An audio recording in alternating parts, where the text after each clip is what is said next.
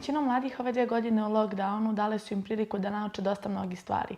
Mi smo odrasli na mnogo drugačiji način života, učenja, bavljenja aktivnosti i druženja, ali otkako je COVID došao, sve se to promenilo. Prvi, možda najveći problem bila je škola, jer mi smo proveli 10 godina života učeći lice u lice sa profesorima, provodili smo vrijeme sa prijateljima i mnogo je bilo lakše pitati za pomoć. Ali otkako je COVID krenuo i sve je postalo online, bilo je mnogo teže da se prilagodimo. Većinu vremena smo provodili za ekranom, na stolicama, motivacija je mnogo padala. Iako smo koliko god smo pokušavali da mentalno ostanemo strogi, ipak je bilo teže, ali kako je vrijeme prolazilo, navika je postajala bolja i disciplina je postajala mnogo jača, ali ništa nije moglo da se poredi sa tradicionalnim učenjem. Mogu reći da sam postala bliža sa članovima porodice, provodili smo više vremena zajedno, neke stvari, aktivnosti što pre možda nismo radili zajedno, počeli smo da radimo zajedno, imali smo više momenata da igramo društvene igre zajedno, gledanje filmova. Lično smo postali mnogo bliski jedni sa drugima.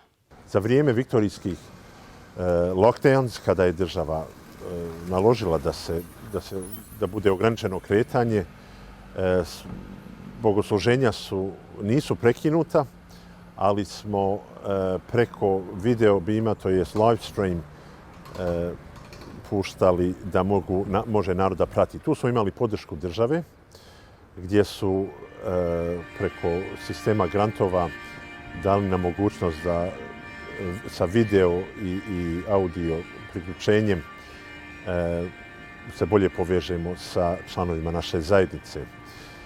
Sad, sa ove distance, kad pogledamo, možda je država u nekim stvarima malo oštrije postupala, ali život je vraćen na normalu i naše je bilo da ostanemo što trezveniji tokom korona pandemije i lockdowns koje je država uspostavila. Narod je živio u strahu, kao što svak u neizvjesna vremena postupa. Nismo znali kako će se ovo završiti. Financijski narod je bio podržan od strane države, biznisi nisu propadali. Gledali smo da ostanemo u kontakt sa pastvom i sa ljudima preko tih live stream bogosluženjima. To je potrajalo, ali eto, Bogu hvala, sad je sve vraćeno u normalu.